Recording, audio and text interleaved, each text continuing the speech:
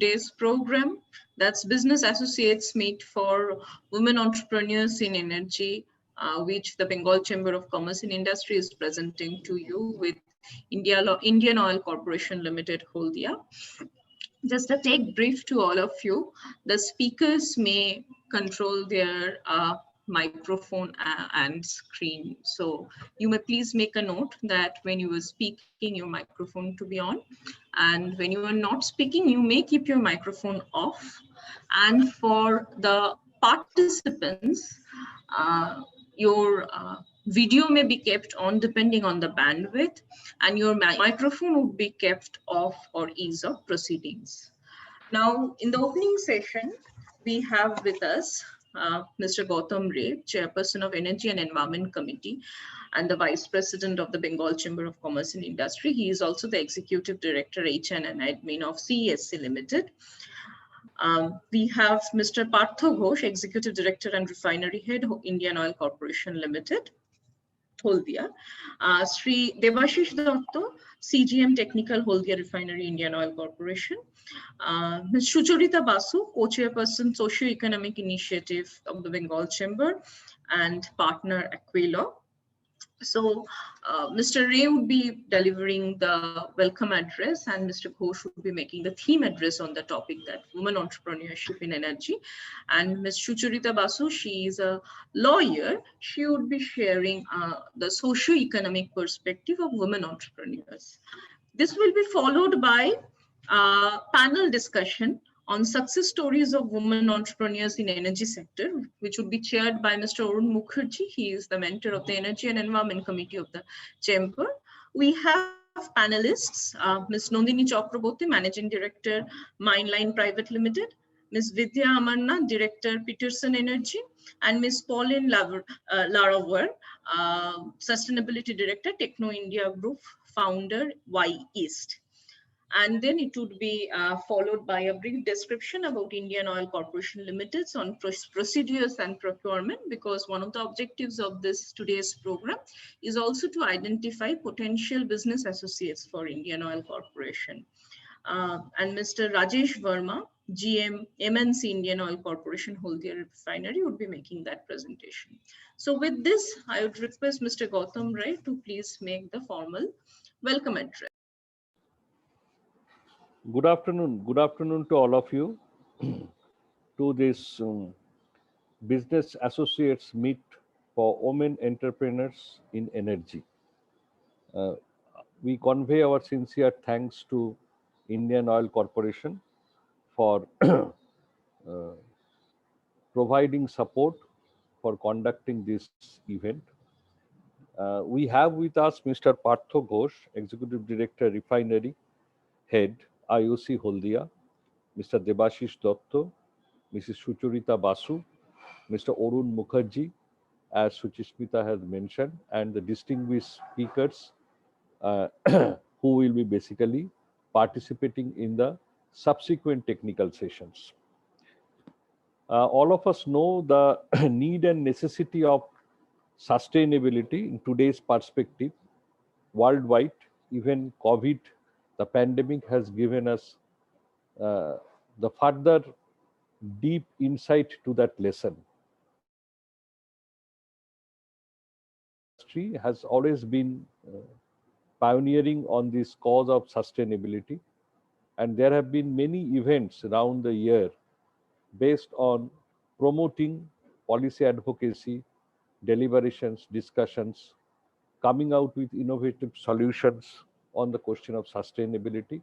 And one of our flagship event every year we organize as Energy and Environment Conclave, that also is centering around sustainability. All of us know this November 2021, we are expecting to have COP26 in Glasgow, where BCCI is also taking active part in it. Now, definitely this particular topic where we will be discussing today on the question of women entrepreneurship in energy. Yes, whenever we will specifically discussing on this participation women as entrepreneur in the energy sector, But in overall perspective of sustainability, we all appreciate the need and necessity of equal rights. Equal rights means the participation of the women in all across the societal parameters. It is not only on the question of energy. I would say rather it should go further in the question of governance, in the question of administration, in the question of basically policy making. I was basically thinking on that the role and responsibility what they share and the way each and every household have been managed during the last 1.5 years, the way it has been also managed from the point of view of health sector, healthcare facility, and the role of women in the entire process is not only phenomenon, not only praiseworthy, but these are the examples to see that how really they can navigate and they can lead the entire process at the time of need and crisis. And this has been, there have been various such examples if we will see if we go by the history. So coming back to the energy sector, if you ask me, that because the whole shift in energy sector what we are focusing now is from the centralized source based energy availability to decentralized consumer end energy use and energy availability. So the way it was planned, thought as a part of the centralized planning process, the entire energy producers will be at the central level and it will move from that producing point to the end point. But the thing has changed in the last almost a decade, taking into consideration the necessity of making the world sustainability, making the world green, that how can we think of the decentralized pattern of way of meeting the energy demand. And naturally, you will find there is a scope. There is a scope of entrepreneurship at individual level, also at group level. So that is the point, that is the basically the guiding principle or the philosophy from where we can plan and accordingly we can develop some innovative ways to make the thing entrepreneurship. It will not only help, it will not only bring the environment clean and green, it is basically, you can say that on the economic point of economic model side also, it will be a family based, group based, SHG based interventions. So it will be local. I am not saying that only local intervention will change the world, but unless we can have a proper mix of global vis-a-vis local, particularly the pandemic, if we take the case of pandemic in a sense that the time of the at the time various time you have seen that the mobility has been restricted, goods transportation have been restricted, people's mobility has been, I mean, they have been, I mean, restricted to have the global mobility. So in that case we have to definitely think something globally, and particularly in the context of lockdown, semi lockdown, I mean, partial lockdown, you will find such type of meeting the local needs are also very, very important. So it can create the job at local level. It will help in particularly suppose on the question of electric cooking, how we can propagate it, how we can take it in the doorstep, huge potential available all over the country. And it will not only restrict to the definite type of trading or, I mean, selling something, a prototype or a model or a modular approach, it will also help developing skill. So skill development is also another important part which we can take care of when we will go in for this. So taking everything into consideration, both with respect to, I mean, the decentralized pattern, the small and the economy of scale, then the less polluting, the question of sustainability, making it more cleaner and greener, and of course the entrepreneurship, the decentralized pattern, and ultimately value addition at the local economy, everything can be taken into account when we will discuss on this particular area. So I think that this is a very, very pertinent and relevant and contextual topic. And I again convey my thanks on behalf of BCCI also to IOC to take such a great lead to, facilitate the event, which is so contextual and contemporary. With this, I welcome you all the delegates, participants who have joined in this event, and I hope that it will be a very, very successful and fruitful deliberation, which ultimately may add value to the entire process. Thank you all. Thank you, sir. Thank you for setting also the context to this program and sharing an overview of Chamber's activities in this area.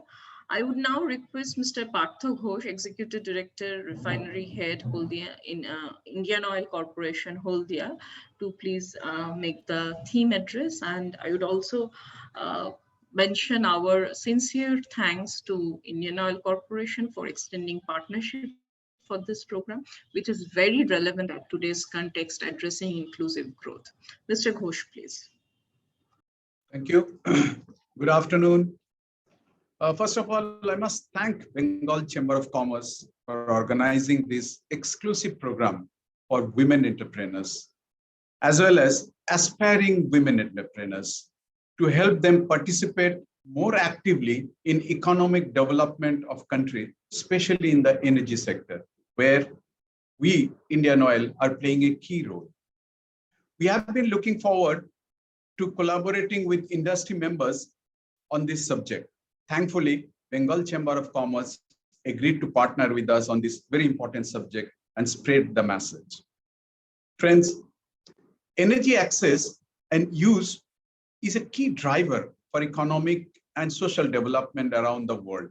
Indeed, energy access is critical to catalyze economic growth, to expand employment, and to support human development, as even basic infrastructure is currently lacking in many parts of the country. Globally, even today, 1 billion individuals still lack access to modern electricity. Several crores of people rely on wood, coal, charcoal, or animal waste for cooking and heating, and more than 1 billion people living in the hottest climates are still risk of insufficient energy for cooling. From a policy standpoint, there are different ways to support rapid expansion of energy services. The energy industry is focused mainly on large-scale energy infrastructure projects to support commercial development and to expand electrification to households. In fact, billions of dollars will be spent to improve and expand energy systems. Yet, these efforts are unlikely to significantly close the energy deficit gaps immediately. An alternative approach that may help fill the gap and reach energy consumers in the most remote corners of the globe is to encourage startups and growth of micro, small, and medium scale enterprises, or MSME, in the energy sector. There is tremendous opportunity in the various activities in the conventional energy sector, as the growth in our country is enormous.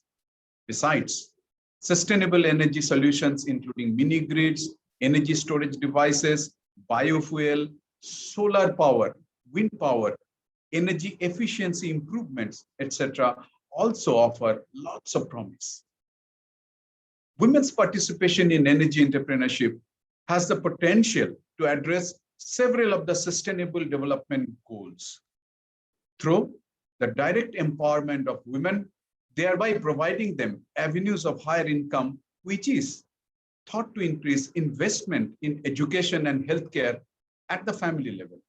It is known fact that women empowerment plays a crucial role in economic development of society at large and country as a whole.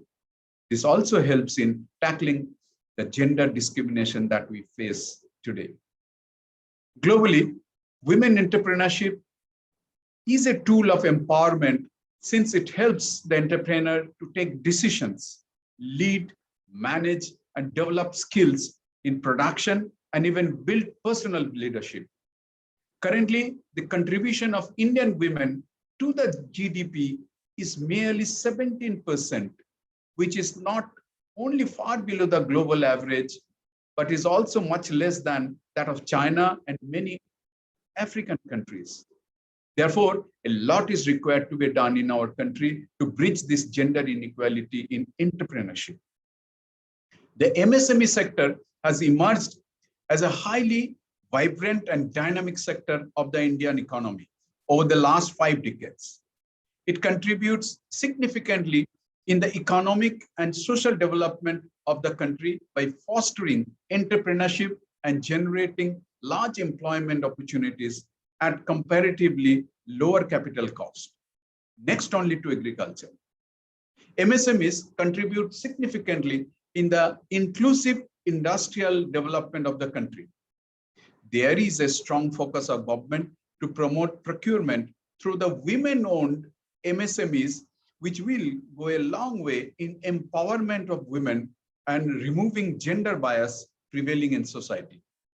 You may be aware that as per November 18 amendment of public procurement policy of MSEs, minimum 3% procurement out of the total procurement is encouraged to be done from women-owned MSEs in government tenders. During 2021, central public sector industries have procured goods and services worth rupees 720 crores from 4,840 women MSEs. That works out to be only 0.56% of the total procurement, much below the desired level of 3%. At Haldia Refinery also, procurement of goods and services from women-owned MSEs is much below the desired 3% level. The reason for less participation of women-owned MSEs may range from lack of awareness, low capacity to take risk, insufficient access to tendering opportunities, lack of tendering skills, insufficient networking opportunities to reach out for help, risk of late payments, etc.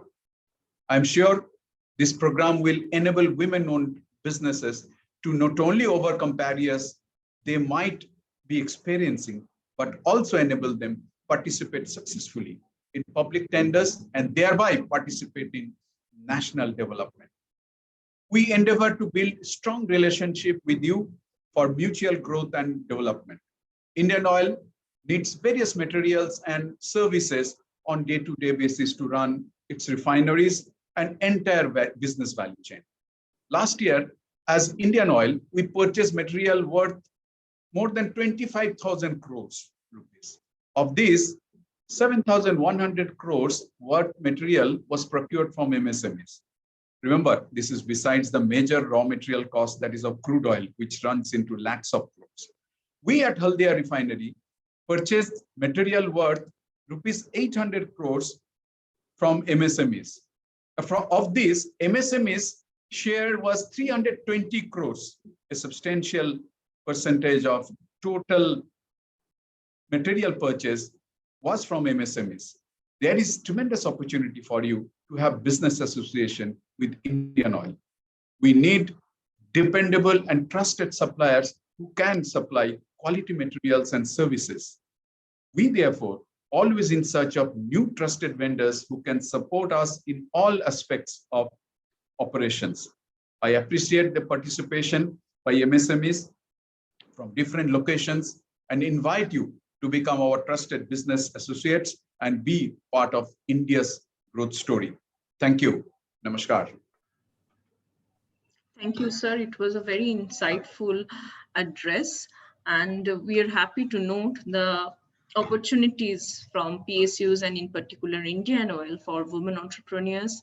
And as a Chamber of Commerce, we are committed to work on gender issues, and we look forward to working more on this area, accelerating the inclusion of women entrepreneurs in energy and also in other spheres.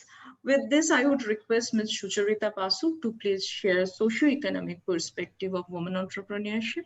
As I mentioned, Ms. Basu is a lawyer, and as you also would appreciate, women entrepreneurship or any gender issue is very much a socio-economic uh, subject. So Ms. Basu would be enlightening us on this particular area. Thank you. Thank you, Angana. Namaskar. Good afternoon. Um, Thanks to BCCI, of course, at the outset for inviting me as a speaker at this very relevant discussion. Definitely, the whole of society and economy is intertwined together. I will give a little bit of macro view. So, gender equality is a global concern and also United Nations Sustainable Development Goal number 5. And one of the ways of achieving this is to increase women participation in the labor force. Specifically in the manufacturing and energy sector, the need to enhance women participation is even more pressing. I'm sure many of us here will know the statistics, but women only account for 22% of the traditional energy sector. For management levels, the numbers are even lower.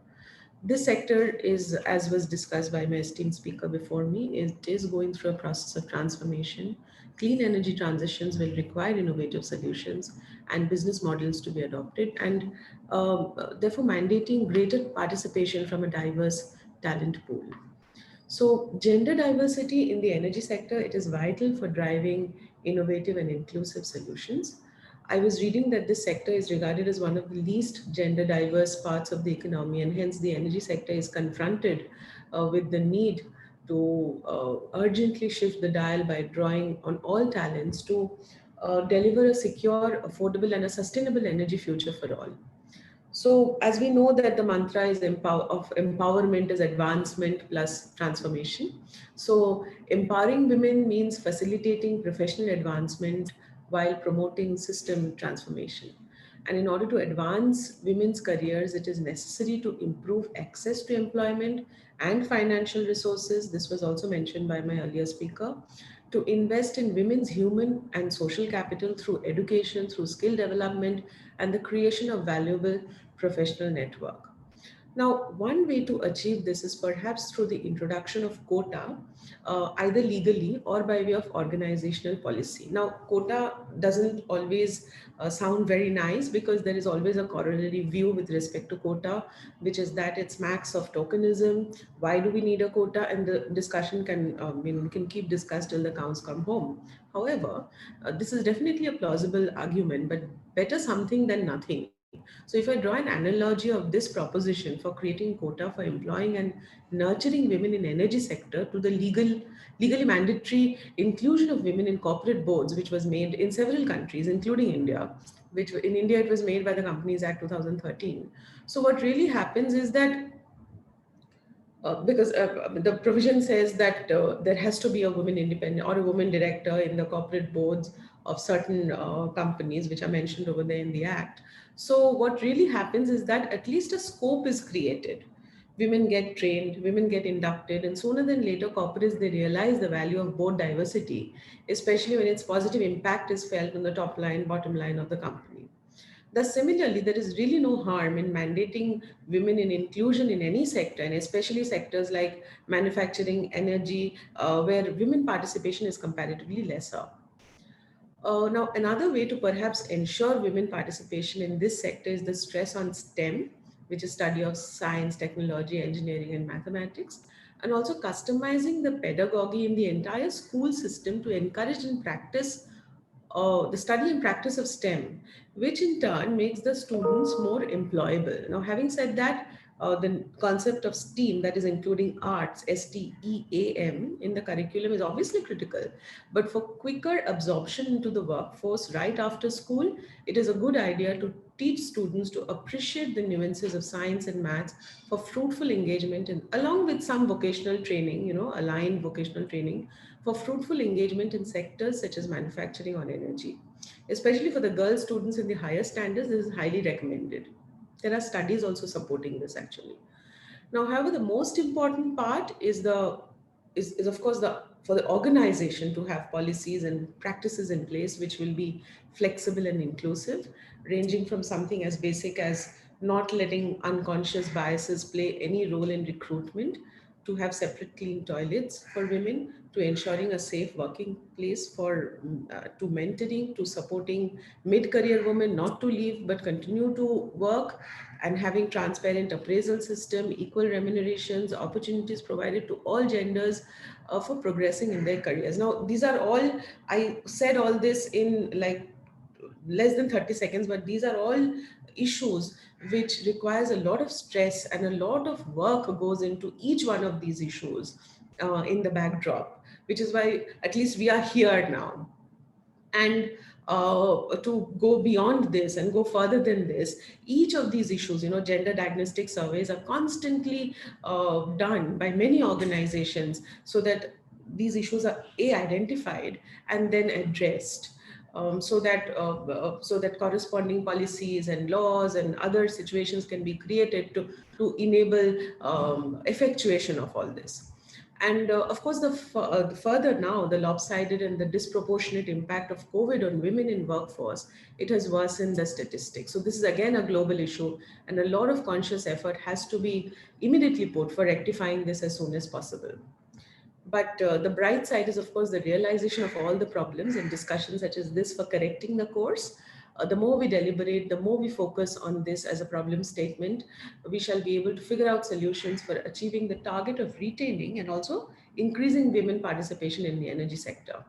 There are several global organizations which specifically are concerned about women in energy sectors, such as International Energy Agency, World Petroleum Organization, Women in Energy India, and thus and many others. And a lot of PSUs in India are very involved in achieving this.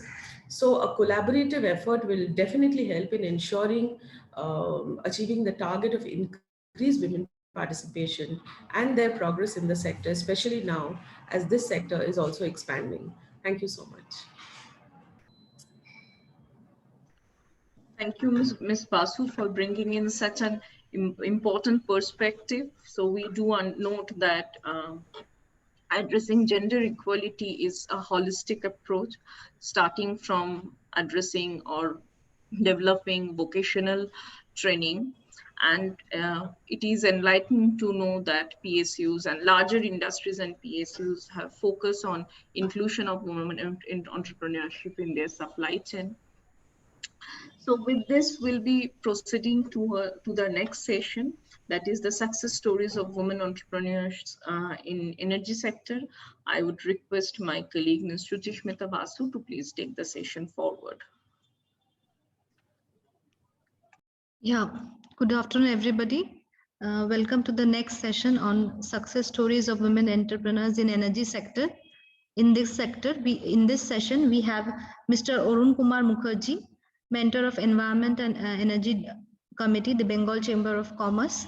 And the panelists here are Ms. Nandini Chakraborty, Managing Director, Mineline Private Limited, Ms. Vidya Amarnath, Director, Patterson Energy, Ms. Pauline Laraboy, Sustainability Director, Techno India Group, Founder East.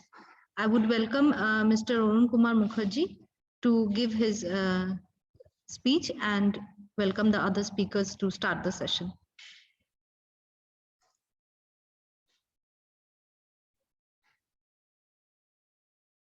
Sir, you are on mute. Yeah. Good afternoon to all the participants and our distinguished panelists, and warm welcome to all of you. This session is going to discuss, or we are going to listen from our distinguished panelists of their success story in their organization. It's interesting, there is a definition of entrepreneur, women entrepreneur by Government of India, which says that an enterprise owned and controlled by a woman having minimum financial interest of 51% of the capital and giving at least 51% of the employment generated in the enterprise to the woman. Of course, it also adds to the general requirement of running a business, where the entrepreneur is required to innovate, initiate, adopt, and run the business actively. Now, we are talking of these successful entrepreneurs basically from SME sector. And we have heard that Indian Oil is looking for the business associates from these women entrepreneurship. Interestingly, that in the last year, out of all the startups, the percentage of women entrepreneurs are only 5.9%. And our rank in the global position, global map, is dismal 52 out of 57 countries. This is in 2019. There is, I think, no doubt that when the woman entrepreneur is successful and they actively participate in the economic development, the sustainable development goals achieves number of pillars, like number 7 pillars, energy access to all, number 5 pillar, which is improving gender equality, and also number 8 pillar, which is the inclusive development for all. Now, looking at that, we have to understand that there is a lot of struggle, lot of pain in establishing a successful business by a MSME organization, and far more possibly by a woman entrepreneur. So it will be interesting that we have very successful 3 distinguished entrepreneurs, Ms. Nandini Chakraborty, Managing Director, Mineline Private Limited. It's a basically electrical equipment manufacturer, I think supplying to mine industry. We have Ms. Vidya Omona, who is producing energy from the waste, which is very, very interesting and possibly the need of the day and need of the hour. We also have Ms. Pauline Laravai, who is working on creating the nucleus by explaining, by making the young generation, the latest generation, understand the necessity of sustainable development and sustainable living. With this, may I now request Ms. Nandini Chakraborty to please share your success story of your organization. Ms. Nandini Chakraborty. Thank you very much. Thank you very much, Mr. Mukherjee. It is an honor and a privilege to be present here today. I'll just share my screen a little while later when the host gives me permission. My journey into this company started 40 years ago. And 40 years ago, a company called Mineline was formed. I would like to run you through this story of Mineline, okay? I've been associated with this company for the last 40 years as well. And yes, I do own more than 51% shares. So I think that qualifies me to be a women entrepreneur according to your definition. We do employ a lot of women, but we have a very technically, I should say, technically intensive business. So without much ado, I will take you through what we do. Okay, my father, Birendranath Mukherjee, founded the company. He is a mining engineer from 1947 Indian School of Mines. And he worked as an inspector of mines in the pre-nationalization days. So he was responsible for the search and rescue operation after an accident. We all know that the mines are very vulnerable from a lot of inflammable gases, as are your petrochemical and oil and the fertilizer, whatever the hydrocarbon industries. So at that point of time, 100% of the equipment used to be imported from UK because we are an old colony. And since it was not affordable to most of let's say the colliery owners, they used to cut a lot of corners, leading to these fatal accidents, which he felt was avoidable.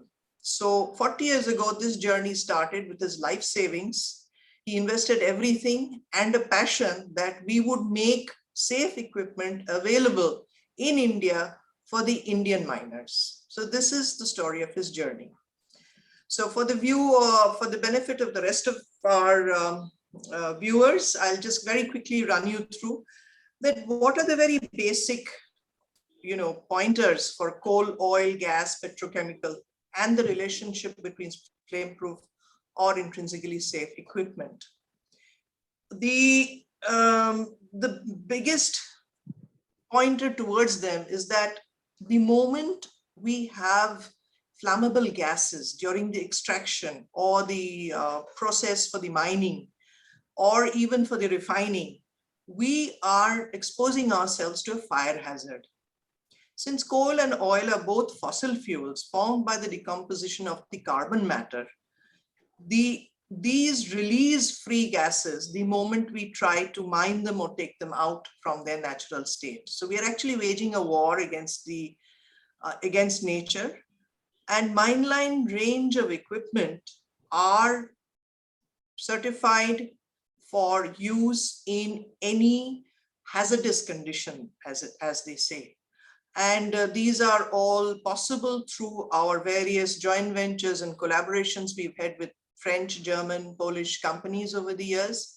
And today we make the equipment which are internationally acclaimed. I mean, we are exporting our equipment.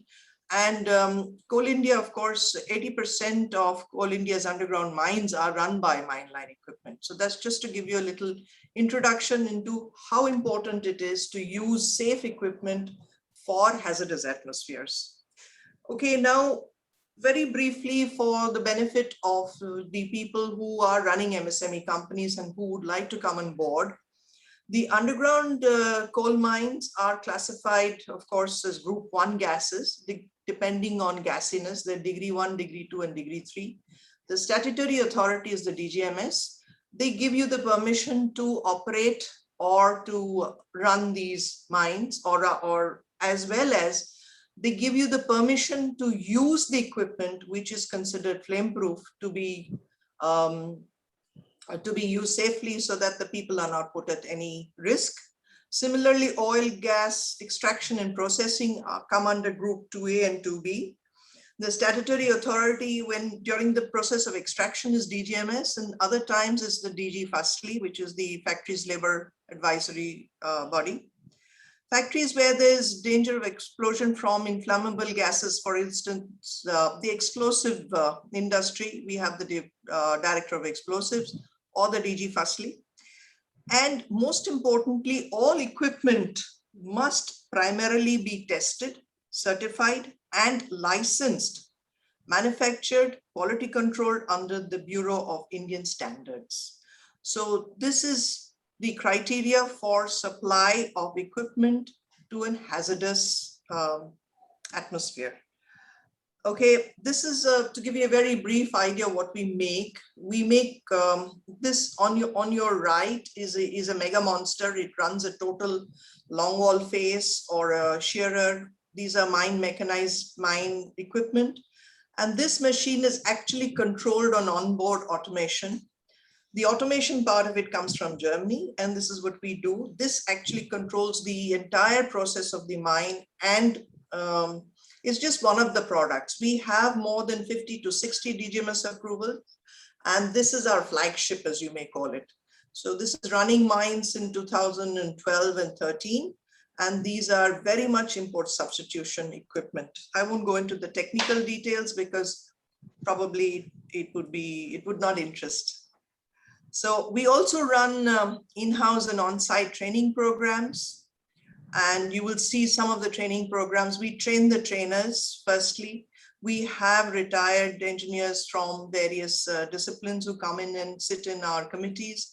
We train mining students from all over India, including Indian School of Mines. We train our own people. We train customer service personnel, field engineers, and we also give a regular training on site, to various customers, so that, you see, it's not enough just to sell the equipment. I think what is most important is that we have to continue to ensure that these are run to optimum safety and optimum parameters for machine availability.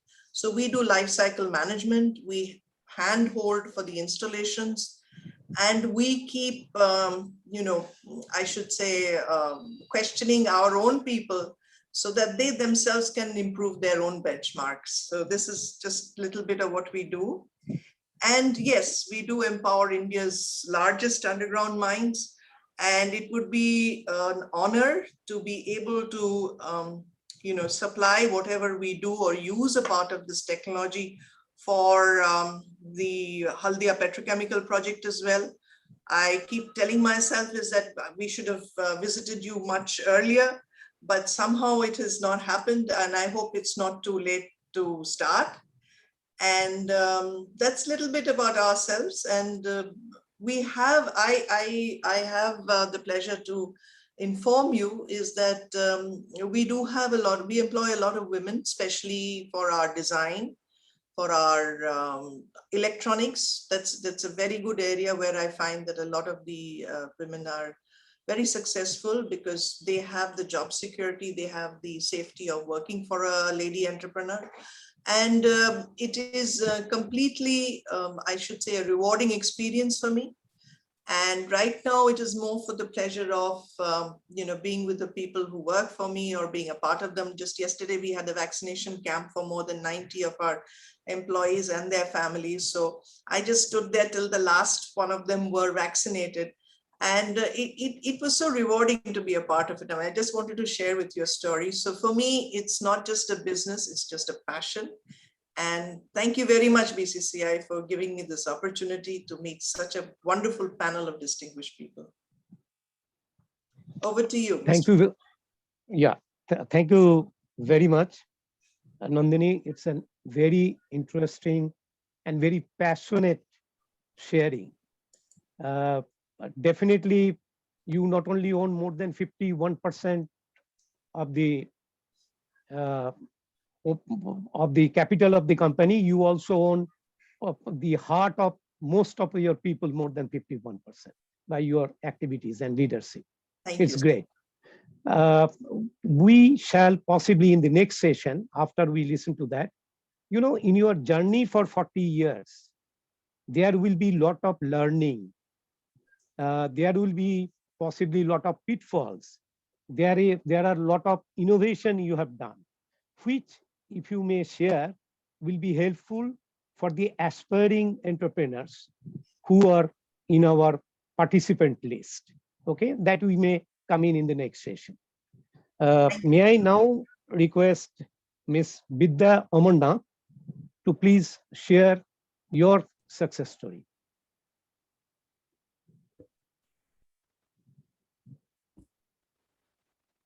Vidya? Yes, I'm here. Thank you, Mr. Mukherjee, and thank you, BCC, for inviting me into this forum, and the esteemed panelists who are speaking ahead of me and after me, Nandini, as well as Pauline. Can you see me? Because I'm not able to see myself here. Are you able to see me? We can see you. All right. One moment. All right. And can you see my screen? Yes.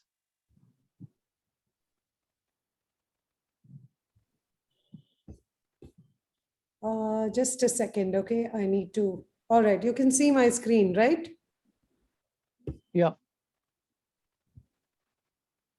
Okay. So let me start. My name is Vidya Amarnath, and I am the co-founder of a very, very small startup called Patterson Energy. We are really young because we are hardly 5 years old. And I believe that entrepreneurship starts with the main aim of solving a problem. And as you all know, in the past few years, we have been plagued by plastics. Plastic is all around us. In the 1950s, if you remember, plastic was a very, very important innovation. But having said that, 50 years since its invention, plastic has become a rogue. It has become the Frankenstein monster. Not because of the attributes of plastic of being immensely durable and offering so many benefits in the packaging industry, but because of a behavioral change that is necessitated by human beings. We are the cause of this plastic pollution. And if you see, marine life, particularly these days, is being affected. Almost 95% of this marine species have some amount of plastic in them. You know, it ranges from 5 to 10 to even 20%. And the main cause of this pollution or plastic pollution is the single-use plastic, that one-time use plastic that we so easily, for our convenience, use it once and dump it. If you see a picture in front of you, you can see a turtle or a sea mammal that is, completely suffocated because of the single-use plastic. This is not so just in the oceans, but even on land. You can see a lot of creatures. I mean, there is news articles that comes out every day saying that cattle like cow, deer, etc., animals have ingested so much of plastic, mistaking it for food, that they die of suffocation, or a false sense of being full, because plastic, when they ingest it, these mammals think that they are full, but they die of starvation. So this is the problem that plastic has been causing to our oceans. And looking at this, in fact, by the year 2050, the Ellen MacArthur Foundation has found that there would be more plastic by weight in the oceans than fish. So that's the alarming rate. And knowing that I'm talking to us, in the Bengal chamber, I know how much you like your hilsa there. You can imagine what it would be if you're eating seafood there. Possibly you're eating plastic too. And that is a real cause of worry. Now, in terms of how much plastic is produced, in the year 1950, when the innovation actually happened, 2 million metric tons were produced. And if you see, as close as 2017, we are producing about 8.3 billion metric tons. See the amount that it has catapulted, the amount of production. And by 2050, in fact, it's projected that 34 billion tons will be produced, metric tons would be produced on Earth. Now, if I want to give you a perspective of what this 8.3 billion metric tons is, it is the equivalent of nearly 75 million Dreamliner planes or 1 billion elephants. So that's the weight of plastic on our Earth. And due to the lack of proper planning of these plastic disposals, overuse of this invention went rogue, affecting the cycles both on land and on ocean. Okay, so as I was telling you, in the year 2016, it hit me that only value plastic was getting recycled. That means the single-use plastic and low-value plastic was getting dumped into the oceans, into marine, and affecting our marine lives, or it was going to landfills, causing a lot of damage to our environment. So we started off as a social initiative, thinking, what can we do better to mitigate this single-use plastic, which is relegated to public litter? That's when we decided we started working with organizations like IIT Madras and the Central Institute of Plastic Engineering and Technology, and tried to find out ways in which lower grade plastic and single-use plastic particularly can be mitigated. Now, the main idea of this resource management was resource recovery. So there was no point in just burning up of plastic and causing added pollution to the environment, but looking at ways and technologies in which we could harness this resource and get something productive out of this waste. That's when Patterson Energy came about a technology which is called the thermochemical depolymerization technology. I will keep it as simple as possible for a layperson to understand. Now, if you know, plastic comes from crude oil. So you mine, for crude oil, and from that crude oil, plastics go through a process called polymerization, where they are converted into pellets, and then they are molded, and then we get our polymers and plastic, right? So the whole chain is that it comes from crude oil. The polymerization process makes plastic. So what we did was we reversed this process by adopting a circular economy, and therefore we call it a thermochemical depolymerization, in which waste plastic is heated at very high temperatures in the absence of oxygen, and it's converted into hydrocarbon gases, which is condensed, and we get a very, very high grade diesel variant. Okay, I will come to the application of this oil. Where can you use this oil that is derived from plastic, which we call as Vertex? We branded this product as Vertex in our company. Okay, so basically we are bringing plastic back to its original form, which is crude oil. Now I'll put you through a small video that will explain the whole process of polymerization. Fuel systems produce spec-grade fuels and energy at lower cost than conventional energy systems. To begin the continuous pyrolysis process, we need a large and steady volume of sorted plastic. It arrives at our facilities in bales. The plastic is then shredded and blended, then pelletized and fed into the preheater, which liquefies the plastic on its way to the pyrolysis reactor, where it is gasified and distilled into diesel fuel, producing carbon char and co-generating steam and electricity. The recovered diesel fuel is then sold back to the shipping company as an environmentally friendly marine fuel. The electricity is sold to the local utility as green power, and the carbon char is sold to the local steel manufacturer, which creates a circular economy. Plastic to fuel systems produce. Right. So if you see, that was the explanation of how we convert waste plastic into a very usable form of industrial fuel. Now, this oil is very high in its diesel content, but yet it cannot be used for automobiles.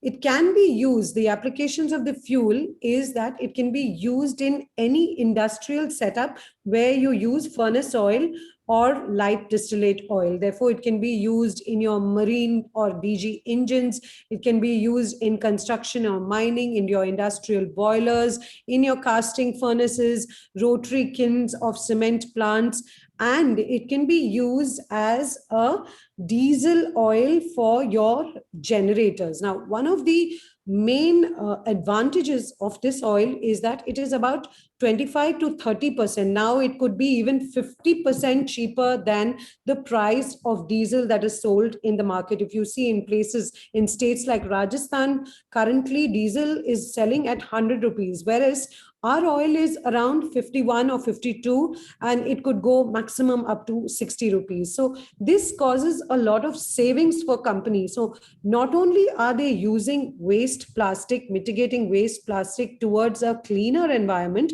but it also amounts to a lot of cost savings for them, because they're using an oil which is almost 40 to 50% cheaper. Okay. And our company specializes in making plants, which is anywhere between 3 tons a day to 20 tons a day. The main highlights of our company is that our process, because we are so conscious about the environment, this is one of the things that we always stressed on was we want a company that is a profit with a purpose. So we wanted to be a company that thinks about the environment. So this is a completely green technology. Therefore, there is zero effluent and zero emission. And our company's plant has gone through 5 levels of accreditation, right from the raw materials to the processes. And we have remote monitoring systems in place, hazardous operations certificate. So we have taken care of practically every aspect of our plant in terms of engineering design, as well as safety for our environment. So coming back to where we started, this is important. We started in 2016. We put up a 1-ton plant in Chennai, and then we upgraded it to 5-ton plant. And currently we are in Mathura, which is very close to the Taj. And we are under the first of its kind PPP, which is a private-public partnership with the government of India under the Swachh Bharat Abhiyan, wherein Engineers India has contributed about 60% in VGF, viability gap funding, through their CSR. So we have started operations, and in fact, because it was a women entrepreneur theme, the MP of Mathura, Mrs. Hema Malini, she commissioned our plant, and we are currently operational in Mathura. So this is our vision, and I would stop at this basically because I would invite more questions from the audience, as well as anybody who has questions about my journey, I would be able to answer better. So I just wanted to give you a brief idea about what my entrepreneurial journey was and how did it come about and what we do. Thank you. Thank you very much, Vidya. It was very interesting. And most importantly, today the oil is available at 50% price than the market fuel, what is available. Only interesting part is possibly the plants are operating other than your south only in Mathura. What about spreading your wings in eastern region or elsewhere? Absolutely. In fact, I have come to Calcutta several times. I was talking to Sushmita about it, saying that we have, intention of working with the government of West Bengal as well to put up more plants. So as a company, our model is, we work under the BOO as well as the bought, operate and own the Singh model, as well as EPC model. So we're looking to, work with the government of West Bengal, as well as, some companies like Engineers India. Maybe this could be Indian Oil, since they are looking for such initiatives. So maybe it could be Indian Oil who could pitch in their CSR funds and put up a similar plant in West Bengal. I mean, that's absolutely possible. Great. Let us hope for the best, and let us hope that this aspiration comes true. May I now request Ms. Pauline Darabai to share your journey. Thank you so much, Arun. Thank you so much, everyone, for being with us. And it's such an honor to be sharing this platform with Nandini and Vidya, amazing women, amazing speakers, and I'm very happy to be in touch with all of you. A bit about my story then, which is the topic of the day, stories of success. I don't know if we can call it a success yet. There's successes and failures, and I think that's what make us move forward. At the end of the day, failures feed into the future successes as well in more than one way. Just a bit of background. I was born and raised in Paris, and I have now been established in Kolkata for the past 3 years. Before I moved to Kolkata, I studied. I was very lucky because my university had a master's degree in sustainability and social innovation. So I had theoretical and practical inputs from these academic studies. I studied and I worked professionally, especially on the topics of strategy consulting, social entrepreneurship, and social impact assessment before I moved to Kolkata. And when I moved to Kolkata, I think my experience will be slightly different from that of Nandini and Vidya, because I'm not an entrepreneur in the energy space per se, but rather more at the sustainability scope level, which is a bit broader. But hopefully I'll share relevant and insightful insights from that experience as well. I do have one foot now from Kolkata in the education space and one foot in the sustainability space. When I moved to Kolkata, I joined Techno India Group, one of the largest educational trusts here in this region. And I really took on this responsibility as sustainability director to multiply the opportunities for the students to understand what sustainable development is, what are the 17 sustainable development goals, and how is it that they can not only learn more about it within their studies, but also aspire to taking careers that are not only making them earn a living, which is of course obviously very important, but also very meaningful in their social and environmental impact, which is probably one of my main messages. How do you make your career as meaningful as possible? And so I've been juggling with education and sustainability for a while now. A few months after I joined Techno India, I realized that I needed to be better connected to sustainability related professionals in a country that I didn't know very well, which is when I co-founded a Section 8 company, a venture called Waist. If I can share my screen, that would be great. Perfect, thank you so much. Just to give you a little idea, WISE was born out of the mother organization of Techno India, as I was telling you, and is now a Section 8 company. We are quite recent as well, just like Vidya was mentioning. We're just two years old, legally speaking, and WISE has been positioning itself as a networking and aggregating platform dedicated to the SDGs, dedicated to social and environmental impact, with a specific focus on East and Northeast India. Why? Because I think I got a bit tired when I moved to Kolkata.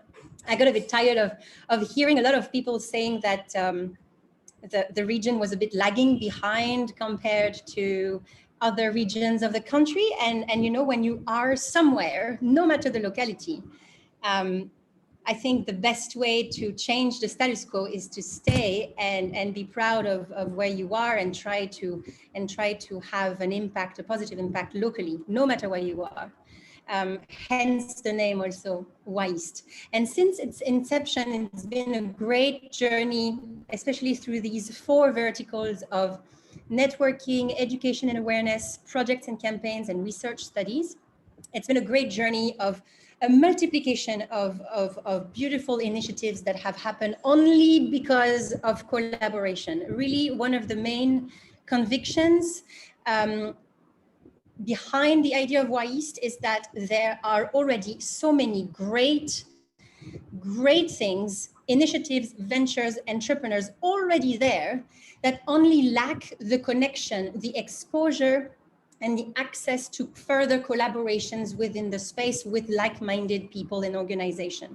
And so since then, for example, we have collaboratively come up with a few initiatives, for example, the River Rangers, which have started 2 years ago, through which every week we go back to Malighat, near the Howrah Bridge, and we do some cleanup and awareness drives over there, especially fighting against river and ocean pollution. We have organized a couple of plugging runs, which are about organizing this race, and while you run, you kind of pick up litter on your way. That's also a way to raise awareness as well, to take care of your fitness. We have also aggregated brands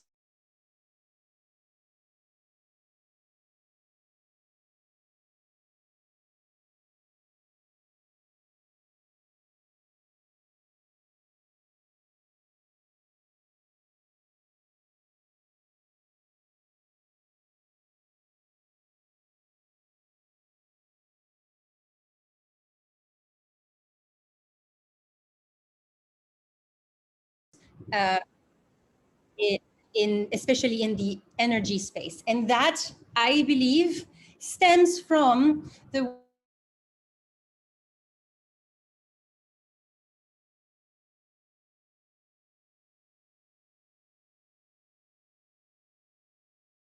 types associated to highly technical sectors that are not as welcoming for women as they are for men, stereotypically and traditionally.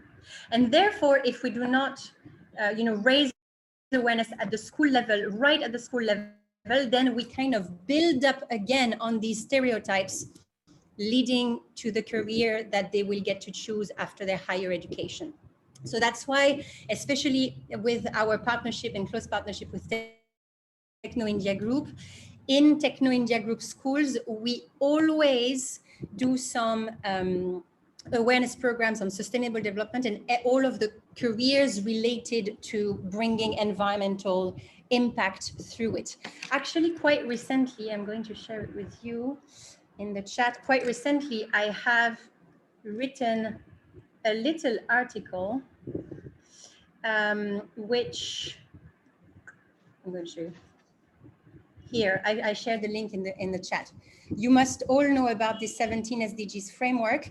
I have tried to actually complete this framework, which I think was not very telling in itself, with two other complementary frameworks, namely the 17 Sustainable Development Fields, or SDFs, which show all of the sectors that a person can choose to work and try to create an impact. On all sectors of activity, you can actually find yourself a spot to make this sector, traditionally not very sustainable, more sustainable. And no matter the position in the company that you are working on. It can be making HR more fair and diverse. It can be making all of the processes, the supply chain more and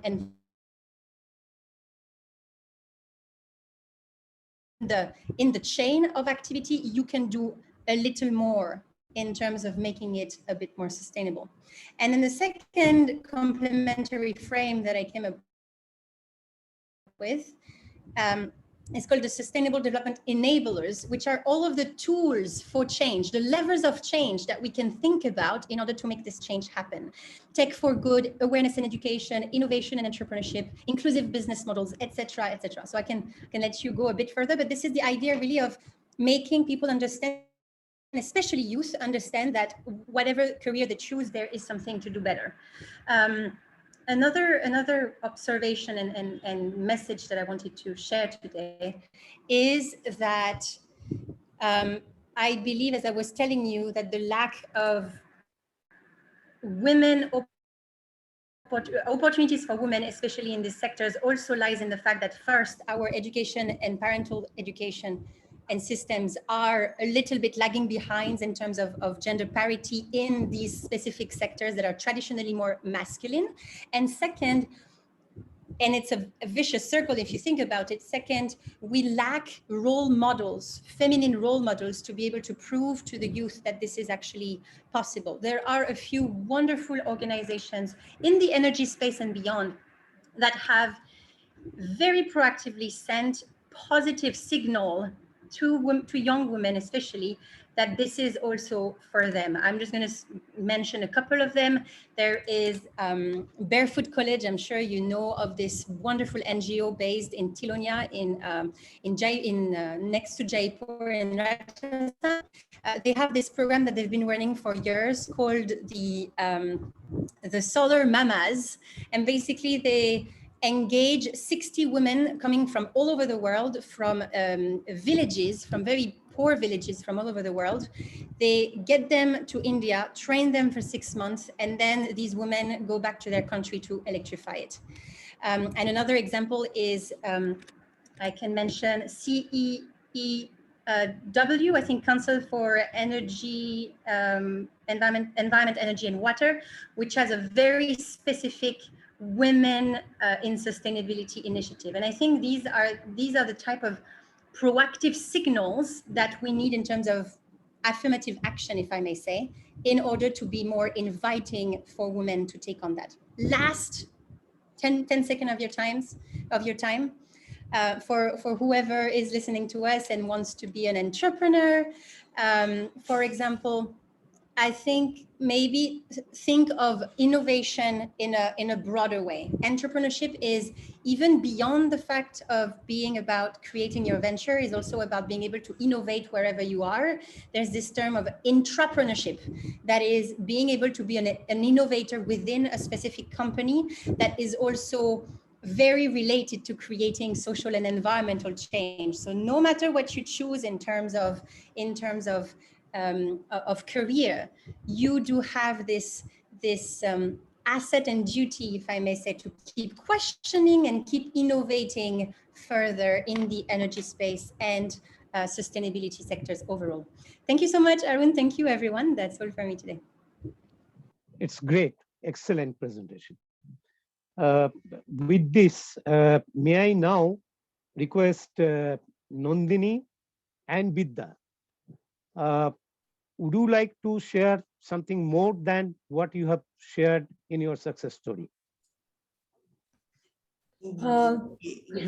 Yes, go ahead, Vidya. I'd love to listen to you because I really was very impressed with what you've done with something which is the need of the hour, environment. I mean, it's not a day too soon.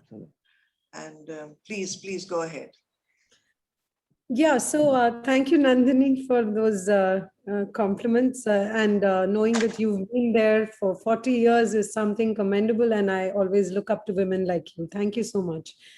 But coming to the point about the challenges that women generally face in their entrepreneurial journey, if you see that statistics in India say that just 11% of women are, there are women entrepreneurs, only 11%. So, and also in terms of funding or, the problem of giving, women have always been considered to be great multitaskers. So you're expected to take care of your homes and your businesses. So there are a lot of challenges that a woman faces in India. I'm not saying that it is a patriarchal society. We are, to a far extent, seeing a lot more women coming into the foray. But I think that the main idea for any of us is, as you've already mentioned, Nandini, in your speech, as well as Pauline has said, that there should be a passion to solve a problem, to offer a solution to something that disturbs you as well as the world around you. And I think that once you know that, okay, I see this is a problem, and you put your head together, talk to more people, keep putting all your thoughts together and what you learn from your experiences. I'd like to tell you a story about this gentleman. Of course, all of you would know him. He was the innovator of the carrier AC. Okay, this gentleman was a very young engineer who was working in Brooklyn, and he was called upon by a printing press to actually get out a dehumidifier. Okay, so they said that because Brooklyn was very humid, we need a dehumidifier so that all our prints and our magazines dry up faster and they don't smudge. So this gentleman was called on and he was asked to make a contraption which was a dehumidifier. So he made a dehumidifier, and soon people began to understand that the place where the dehumidifier was, a lot of people, a lot of workers and employees started thronging to that place because it was very cool. So people didn't understand what was the correlation between the dehumidifier and the area becoming cooler. And slowly with that innovation, they understood that, okay, because it was dehumidifying the hot air and bringing in cool air, that's how the air conditioner was innovated. So there are so many stories like these where there is a hummingbird effect, where you go to do something, but you end up doing something a lot more better. Like the hummingbird effect is something where, the hummingbird goes to only pluck out the nectar from the flower. It's not going with any other intention but to get the nectar from the flower. But during that process, it ends up pollinating a lot more flowers, and the whole aura around that place, the environment is changed for the better because of the hummingbirds flapping action. So that's what I'm saying. So innovation and entrepreneurship basically happens when you put your head together, when you put your passion together to solve a problem and come about with a solution for it. And that is necessarily my story. I mean, I am not somebody who has been technically into, I'm not an engineer, I'm not a technology person. I said I started off with a social initiative. And as everybody else, when you pool in resources from your team members and you stand as a team, the success of your company is a lot better. Each person brings something to the table, and that's how a cohesive and a strong company is formed. Thank you. Thank you so much, Vidya. This was so interesting. Taking cue from what Pauline said, part of her journey. See, I must share with you a secret. Neither am I an engineer. I do run an engineering company. I must tell you something that happened to me, straight out of school. I just finished, full of, all that youthful energy. I went to Indian School of Mines and I wanted to enroll. At that point of time, the director was a batchmate of my father's. I said, Uncle, here are my papers. This is my admission. I want to become a mining engineer. And he said, I can't take you and you're a woman. So I really felt bad, like Pauline said that we need to condition. And 35 years later, I landed up teaching the MTech students from the very same university. I mean, I was asked to teach in a summer internship program. And I raised a good laugh by saying that, your director refused me admission and today I'm teaching all of you.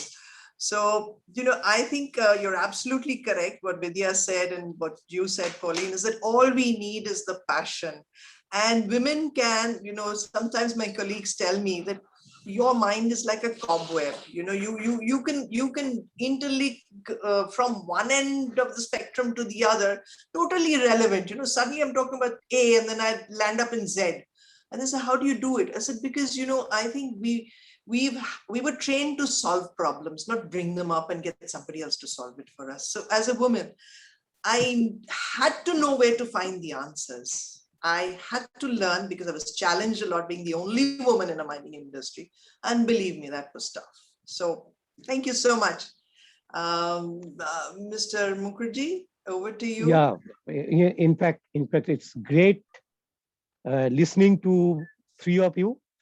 And most importantly, I think it will be a great help to all the aspiring or existing women entrepreneurs who are listening to our program and they're learning from this. So yesterday or sometime back, we were discussing about what would be the takeaway from this session. I must congratulate you. I must compliment you. I am very happy. There are a lot of takeaways which people can take it from each one of you. And I would like to tell Pauline, it's a great work being done. It's not always the running a factory, creating a product is entrepreneurship. But creating entrepreneur is a great entrepreneurship. And that's a great organization building, which you are doing. And definitely it is going to help the whole ecosystem and whole environment. With this, I would like to conclude this session, and I'm sure that from these three sharing, Indian Oil Corporation will have enough opportunity to have some link to work with the people, and there will be also opportunity of the aspiring entrepreneur or the existing entrepreneur who are listening to the program to approach Indian Oil and look for the business. Thank you very much. Thank you sir. very much. Thank you, sir. Thank you all the panelists. It was lovely to hear you all. And thank you, Indian Oil, for giving us this opportunity to hear their stories. So I will request now Mr. Rajesh Verma, GM MNC, Indian Oil Corporation, to give his presentation on the procurement part of Indian Oil Corporation. Mr. Verma, over to you.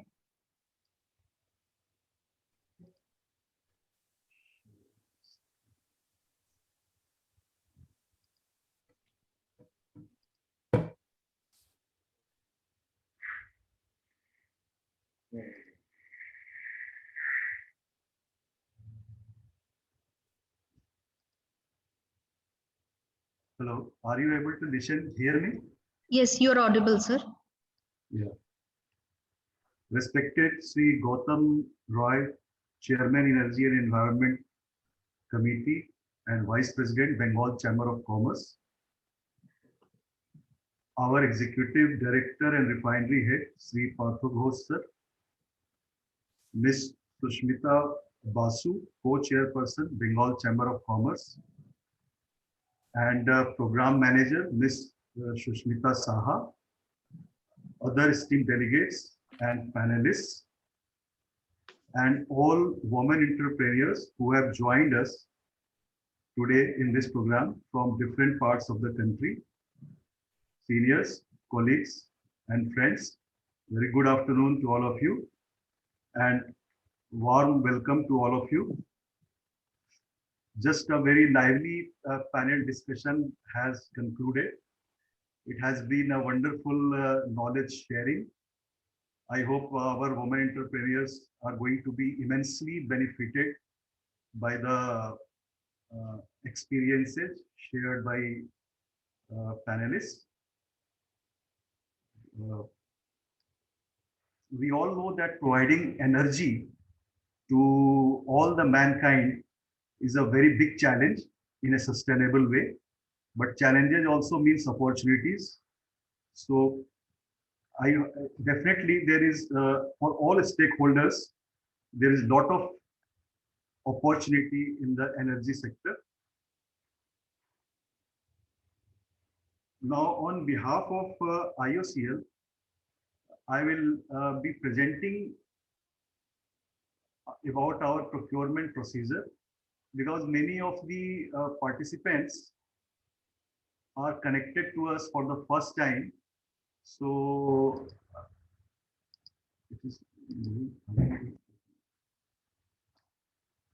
I will tell a little bit about Indian Oil also. Indian Oil, you all know, is the largest commercial enterprise of our country. It is aptly described as Energy of India. Entire operation of IOCL is divided in 5 divisions. So we have refineries division, marketing, planning and business development, pipelines, and R&D. Refineries division is having 11 refineries across the length and breadth of the country. And we are the largest refiner also. Our pipeline network comprises of more than 14,000 kilometers of crude oil, product pipelines, gas pipelines. We also have a leading market share across all the petroleum products. We have emerged the second largest domestic player in petrochemicals. We have interest in exploration and production also. And we are going in big way in a renewable energy segment also. Our R&D has more than 1,000 active patents to its credit.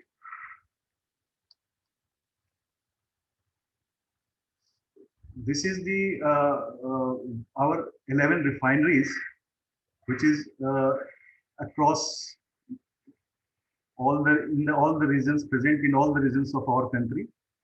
In Eastern region itself, we are having 6 refineries. Our Haldia refinery is a state-of-the-art, very modern refinery, having capacity of 8 million metric tons per annum. In the north, we have Mathura and Panipat refineries. In western region, we have Koyali refinery. And in southern region, we have CPCL. So total, the refining capacity is more than 80 million metric tons per annum. We have a pipeline network across the country, more than 14,000 kilometers. Little bit about our supply system. The crude oil is procured from different countries, imported. Then it is stored at our crude storage facilities. And it is transported to our refineries where it is refined to produce the petroleum products. And then it is distributed to our marketing channels.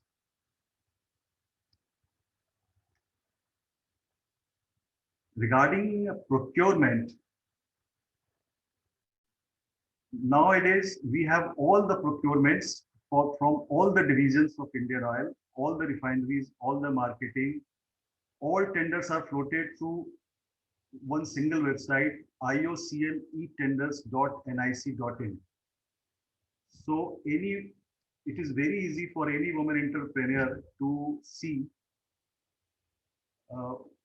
any of our tenders just by visiting this website by click of a mouse. Now we are also gradually moving to GEM as per government directives. This GEM is a government e-marketplace. Gradually all government procurements are to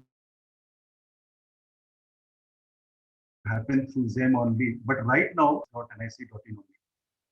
So this is a website through which we are able to do everything in online mode.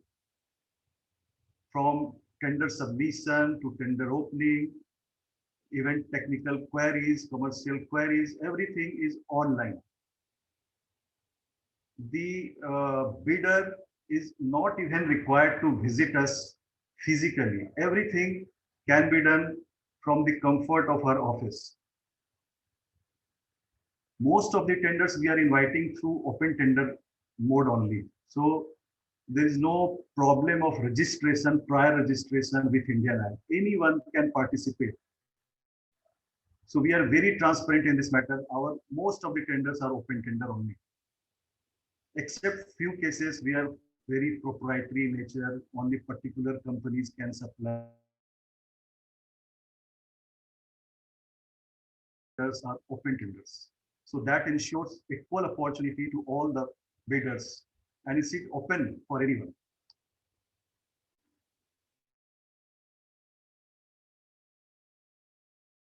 Public procurement policies, our procurement is fully aligned as per government guidelines.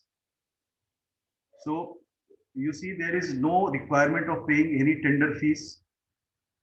There is no requirement of submission of any EMD more than what government policy prescribes. Indian Oil has a system where even small entrepreneurs can easily participate. There is no requirement of pre-qualification criteria for tenders up to value 5 lakhs rupees. Even for tender up to 50 lakhs of rupees, they require to submit only experience document, no requirement of balance sheet, turnover, etc. There is one more thing that is in our tenders. Even performance bank guarantee is not required towards meeting guarantee for orders up to 25 lakhs of rupees. So all these are reducing the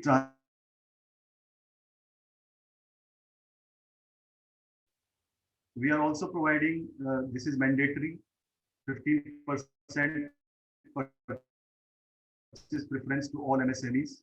If their price is within 15% of L1 price, we give them opportunity to match the L1 price and take the 25% order from us.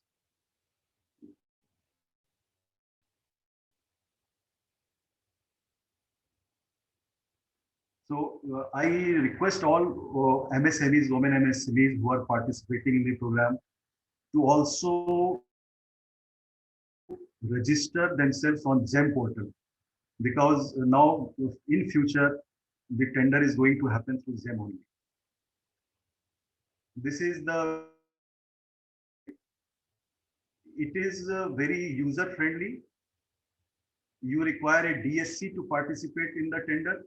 How to get DSC, digital signature certificate? This information is also provided on the website. In case you face any difficulty in submitting the offer, there is help desk who guide you throughout the entire process of tendering. Anywhere you are stuck up, there is help available.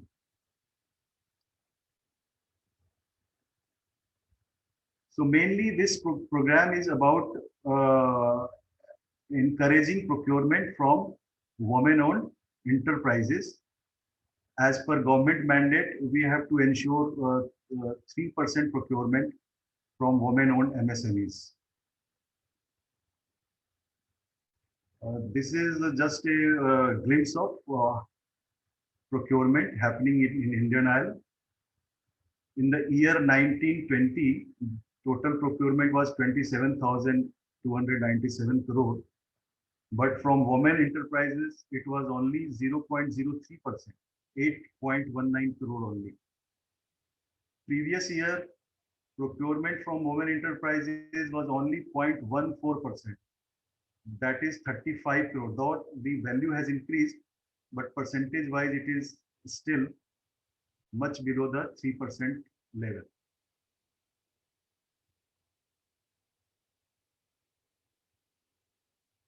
Last year, from Haldia refinery, we have placed almost 1,500 purchase orders and work orders.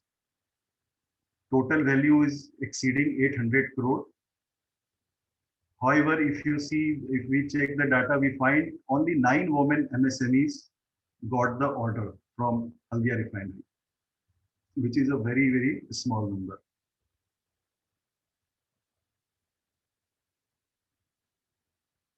So this is just procurement from women enterprises, 4.96 crore in this financial year. This is some of the items which we procure from women MSMEs. We have placed order for nickel battery on Deccan Engineering, Kolkata, 5.7 lakhs. We have also purchased hand gloves, wire mesh, alumina balls. This is just for information. We have also placed some supply of service orders on women MSMEs. So these are the regularly required items, fittings, flanges, and usually we are procuring these items from MSMEs only. Fasteners, valves, we procure in very, very large number. Hoses, safety items, helmets.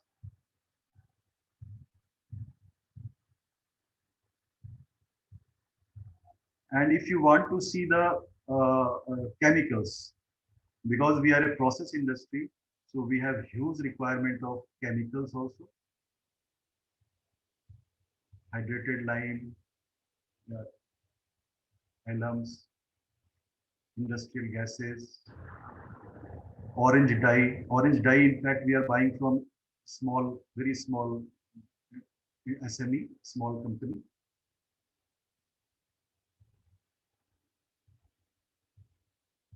Drums, barrels. I am showing just few of the items, but anyone who is interested and want to know what are the other items we are procuring, you just need to visit our website iocl.com, and if you go to under the procurement from micro small enterprises, you will see not only our procurement plan, you will also see entire range of items which we are procuring from micro small enterprises.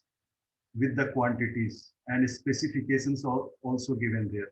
So that can help you in managing your process, production requirement, anticipating demand.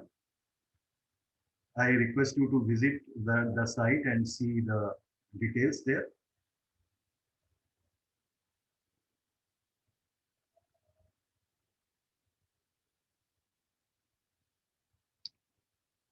And we are regularly organizing this program.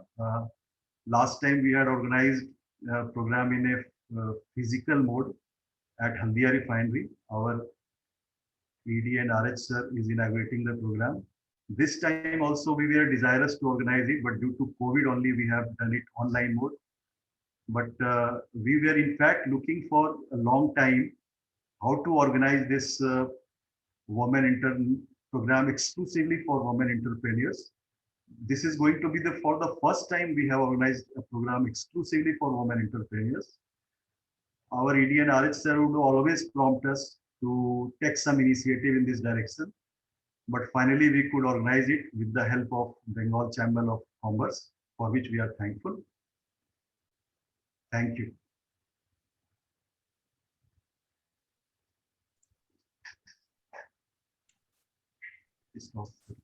Thank you, sir. Thank you for your, if you could kindly stop sharing. Okay, I'm just.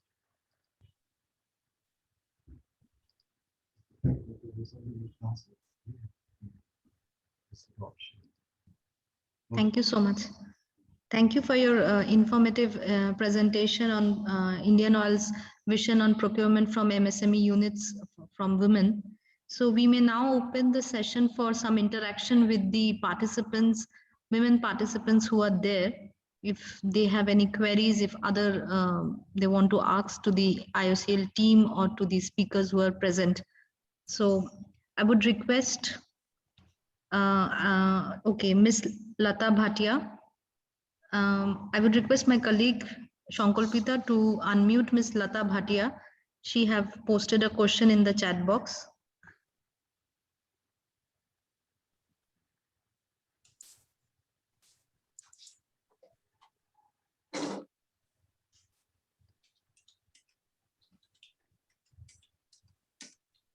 Ms. Bhatia, if you could please put your question. My question is to Vidya. I'm actually. Would you be a little bit louder? Your question is to Ms. Vidya. Yes. My question is to Ms. Vidya. Oh, she have left the session. She had some other engagements. But I'm sorry. Okay. I would share your answer with her. Share your answer. I will email the question to her. Yeah, thank you. Is there any other question to anybody?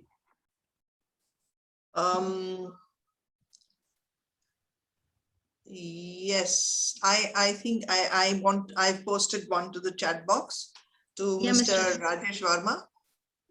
Okay. Is it there? Yes. Yeah, yes, madam. We do procure intrinsically safe, flame-proof motors, equipments, lightings. But the equipment that you were showing, those things we are definitely not buying. But flame-proof motors and lightings, we are always procuring, definitely. Lot of that. Actually, what I showed you was very typical. These are for mechanized mines, but we do have a range of light fittings which are certified for a group of gases that you need. My presentation was all about group 1. You are in group 2A, 2B.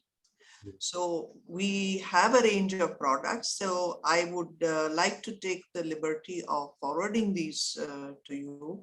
And if it matches with your specifications, otherwise we can always take up the development work because we are very much strongly into it. And we gave up because at one point of time when I tried a lot for registration in IOCL and ONGC and Indian Oil and Big Boy, and I must have worn out at least 3 pairs of shoes doing it. And then I gave up and came back to Coal India. So it's not that we don't have the potential. We do have the potential, just give us a chance. And yes, based in Eastern India, women entrepreneurs. So I think now I tick all the boxes. So please send us the brochure, your details. Yes. Whatever, we will also post our requirement to you so that you may understand what else is required. Sure, I would connect Ms. Chakraborty with Thank you so much. Thank you. Grateful. Thank you. Nandini ji, this is Alok Gupta from Indian Oil. Yes, Mr. In fact, as we have seen your equipments, I think definitely you'll be of good help to Indian Oil. In fact, we keep buying flame-proof junction boxes, motors, even flame-proof ACs, even variable frequency drive system. I think some of these you'll be able to give for Indian Oil, or you can develop at least. Yes, yes. It's not a problem for us. It's not a problem because you see, it's the same product, and earlier everything used to be classified into one. Now the IS 60079, the standard, has been has reclassified it into two different divisions, one for the oil and petrochemical and one for gas. So our products were essentially developed with all three of the gas groups in mind. So we have the certification, and I'm sure we can take this forward. And it would be my pleasure to come across, sometime later on and show you what we have, or you can visit our factory. So it would be a wonderful opportunity. Thank you. Rather we have very few suppliers in these fields, so that would be a great help if you manufacture this range of equipment. I believe you import most of them. No, we have indigenous also, but very few numbers. Yeah.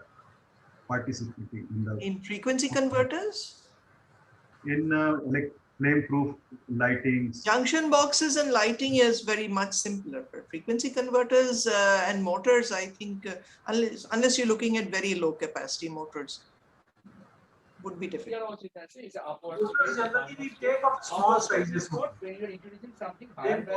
of a small size. I beg your pardon. There was some noise. Yes. What I was saying, flame-proof motors generally we take of small sizes only, and I'm sure with your manufacturing expertise, we'll be definitely getting benefited mutually. Thank you. Thank you very much. Thank you. Okay, there is one question by the user name Windsor. Ma'am, can you just ask your question? You have posted a question in the chat box. Yeah. Hi. I hope you can hear me. Yes. Please go ahead. I'm Micron Private Limited, and I think our company's name was mentioned as one of the few 9 companies from where IOCL is procuring alumina and ceramic balls. So I just wanted to know that since now most of the procurement has shifted to the GEM portal, so is there anything that we must be aware of as a woman entrepreneur? Any benefit that we can avail through the GEM portal?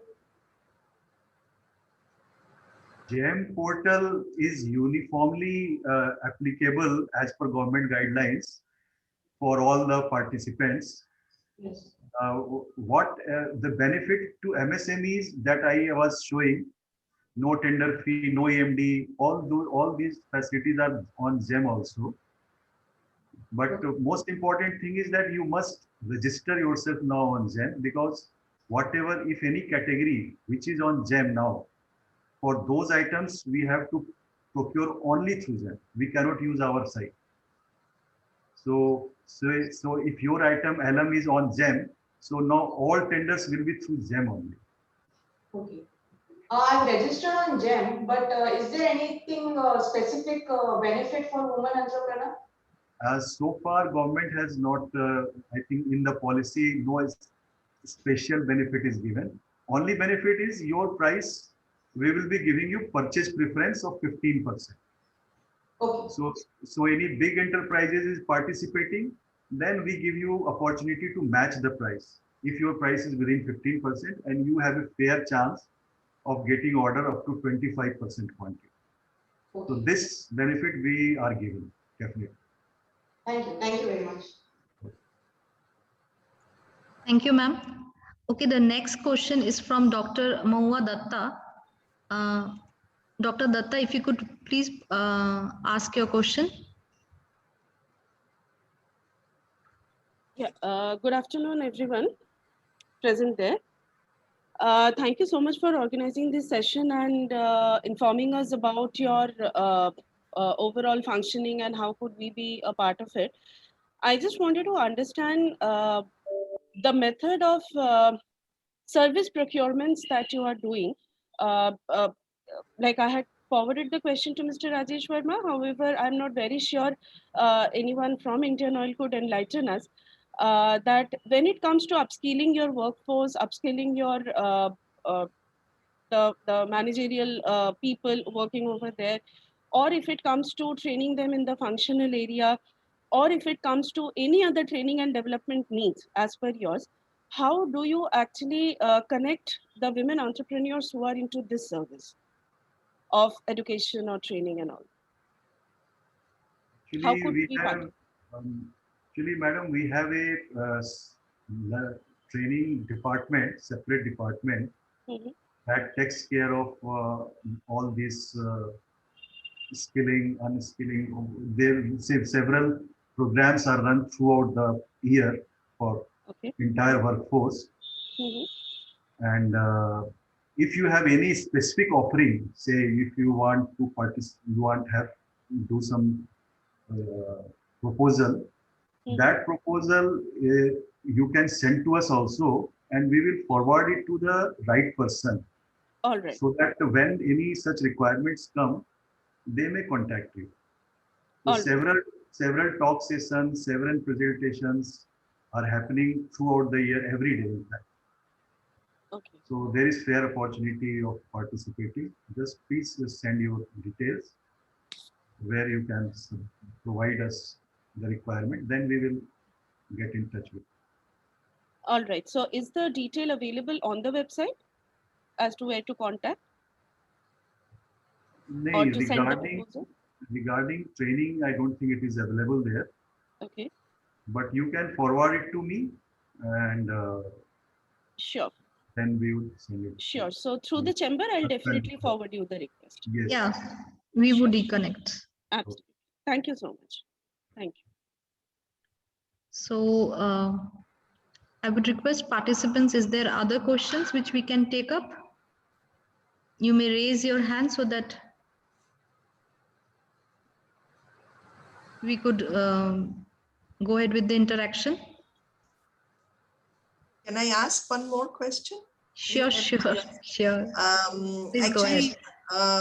We've been told about the GEM portal. I have found one of the problems with the GEM portal is that unless you're very specific about the category of equipment you're sourcing, if you just say lights and leave it at that, it doesn't work.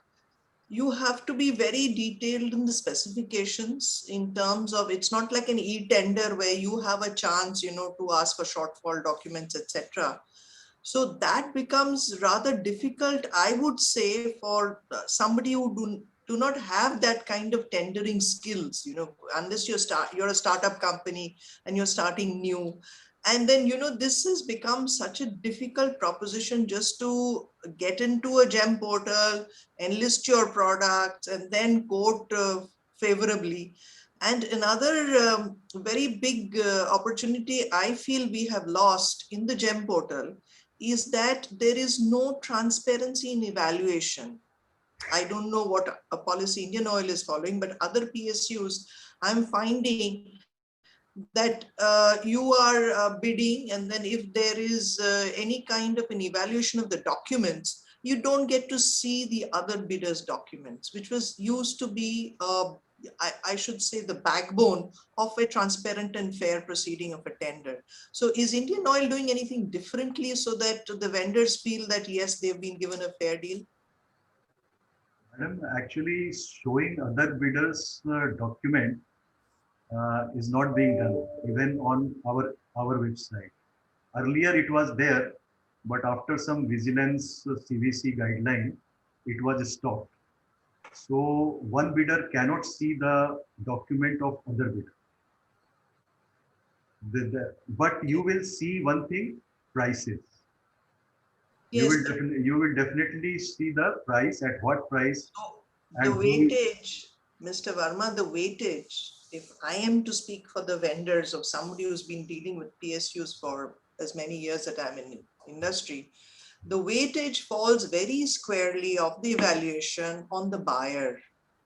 So if I don't like company A and I prefer company B, I get to see a price. And I am not sure whether you're comparing, you know, an Ambassador with a Mercedes Benz or something like that, because they're both cars.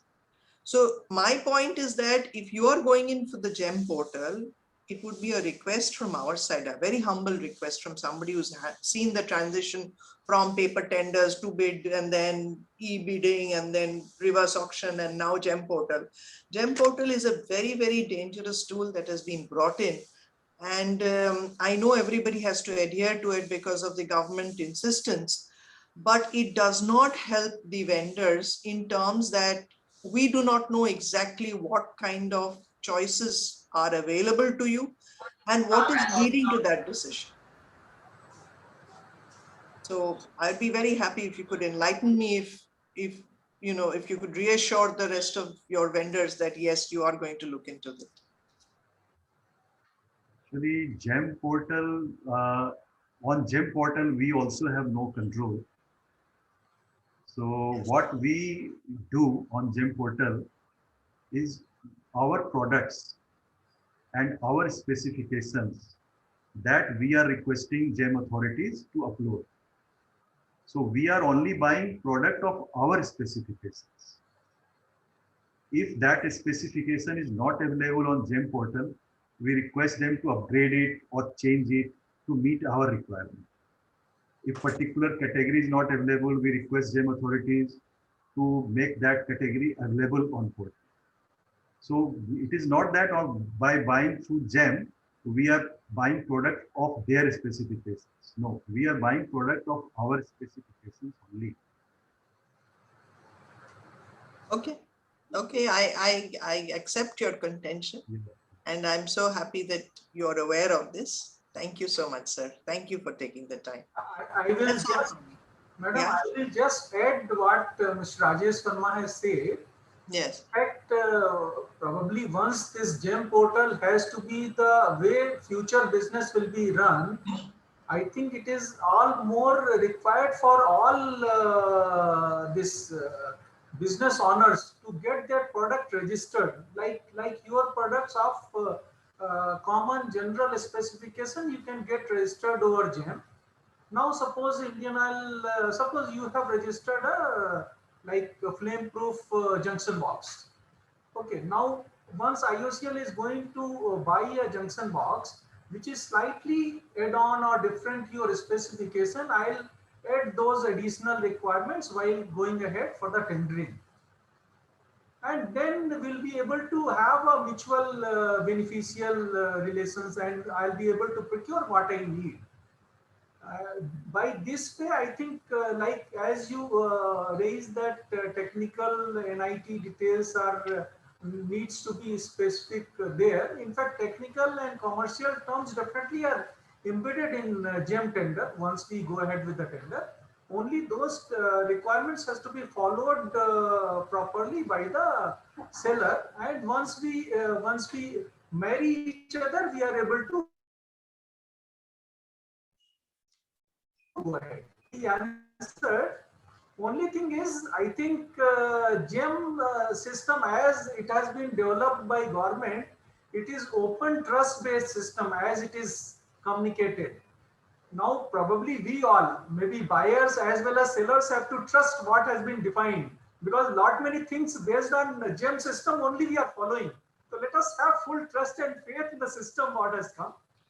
And I from Indian Oil can assure you that we are not doing any manipulation anywhere. Means whatever specification or terms we have asked for, and if any bidder is meeting, he cannot happen that he is disqualified. He will definitely be qualified, and obviously then ultimately it goes on the evaluation criteria and obviously the lowest price.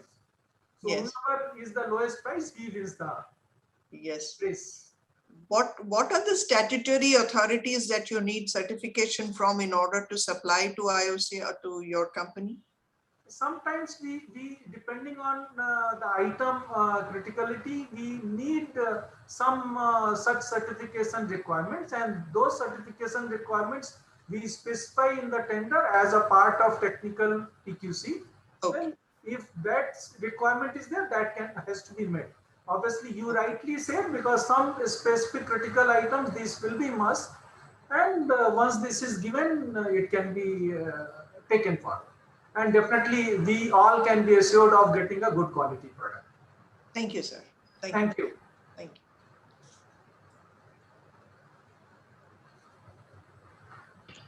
Thank you. There is a question from Mr. Shomrat Kundu. I think he's representing one of the women entrepreneurs company.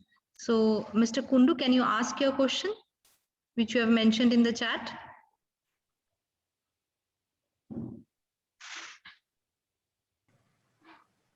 Mr. Kundu, are you there?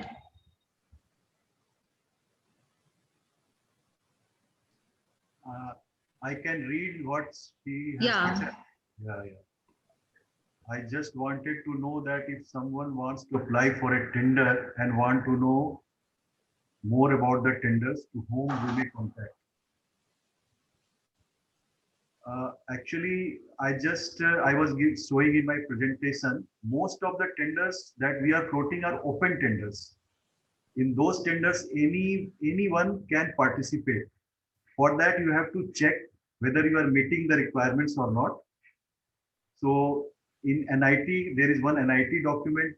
In NIT document, all details are mentioned. Our pre-qualification requirements are also mentioned. Everything is there. All details are there. The name of the officer who is handling the tender is clearly mentioned there with email, telephone number. In all tenders, senior officials' names are also mentioned with email. So you can always write to us. You can always send email to us. You can always call on us in case of any difficulty, whatever you are feeling in submitting the bill. Okay, thank you. There is again a question from the user name Miss Windsor. So can you ask your question, ma'am? Yeah, hi, just one more question. Since most of the tenders on GEM portal are open tenders and anybody can apply for it.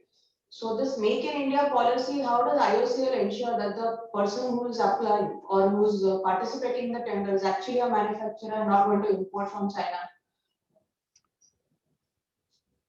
Gupta ji, will you answer this? Yeah, okay. Madam, in fact, as far as GEM tenders are going, GEM tenders, as I already answered Nandini Madam, that it is an open trust-based system. We are selecting whether it is that Make in India preference is there or not there. Once Make in India preference is there, automatically based on the vendors who have registered them as manufacturer, those only are participating. And I think you are well aware, and with this forum, I like to tell all the entrepreneurs present here that from 1st of April, this Udyam registration is must for for ensuring that you are a manufacturer and you are falling under the MSC category. So please make sure that you are registering in Udyam and those certificates you are uploading in GEM. Because based on that only GEM will categorize you as manufacturer or not as manufacturer. And based on that, as it is open trust-based system, we are following it automatically. It is coming to GEM and we are not doing anything. Otherwise, whoever vendor is coming L1 and if he is manufacturer, he is automatically getting qualified and he is getting the tender win. But it was really a good question. Really a good question. Sir, I raised this question because earlier, before the GEM portal, when everything was on the Indian Oil tenders, we faced this issue where we were aware of one supplier who was importing from China and supplying to IOCL. And I raised this issue very personally to the higher authorities also to please ensure that he's a manufacturer. But at that point, I don't think so anything was done. So since it is GEM and now everything is free and very easy, and Udyam is also not very difficult to get registered. I'm sure they are interlinking a lot of different platforms like income tax and everything in Udyam. So, but I'm still not very sure how effective it is to ensure that a genuine manufacturer is able to register and participate in the tender. So person like me, who is a manufacturer, I don't want to lose on an order because of some trader, who is very smart in manipulating documents, takes away the opportunity that I work very hard and I have 200 employees working under me. So when I lose an IOCL tender, it hurts very badly, sir. That's why I raised this question. Yeah, very rightly said.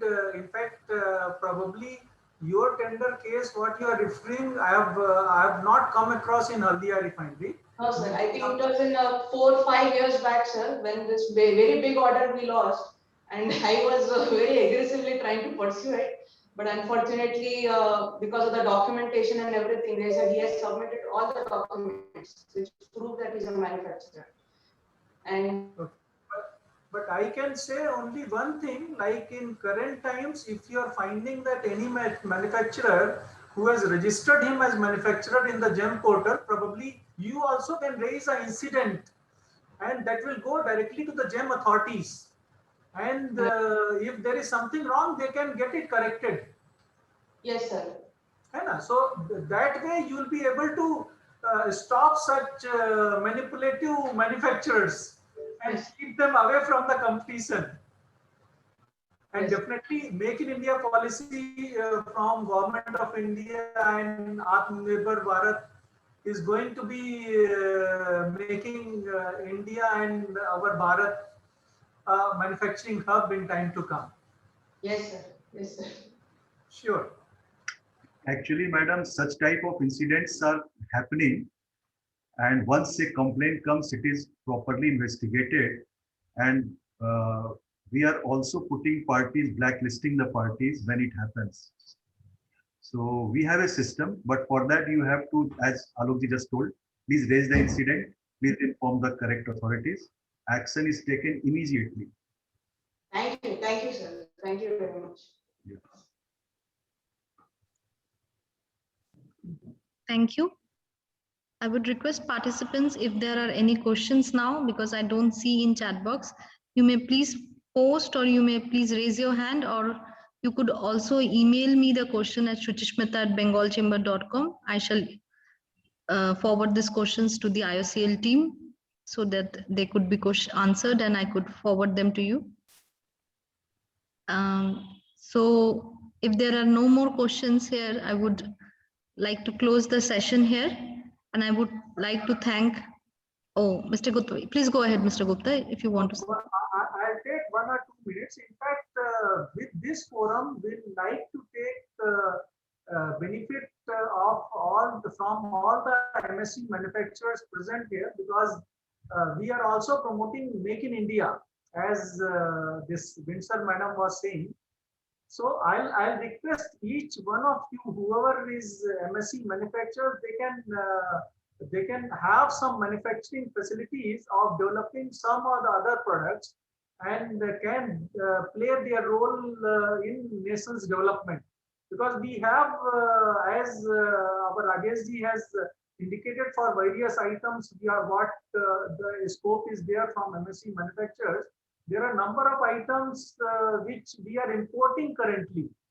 So if those items we can get manufactured in India of definitely the quality, that quality is of very much importance. Quality is because we are running refinery as a process industry. It is a very hazardous industry. So we have to make sure that whatever we give is of quality. We should not compromise on the cost. And maybe because of some minor profit, we should not have any bad defect or bad quality supply to Indian Oil. So please make sure and develop more and more products which you can import substitute, like not many burner spares or instruments, etc. We are buying from imported countries, foreign countries. So I request this forum can be used to develop such information so that we can go ahead in those areas and develop those products for supplying to in Indian and also to Indian Oil. Thank you. Thank you. You can go ahead now. Thank you, Mr. Gupta. Thank you. Thank you all the dignitaries present in this session today. It was wonderful to hear them, and I would like to thank in the Indian Oil Corporation Ltd refinery to associate with us to do this a wonderful session, which is also a new zone for us to reach out to the women entrepreneurs who are aspiring to be. And so thank you. Look forward for another session like this. Thank you.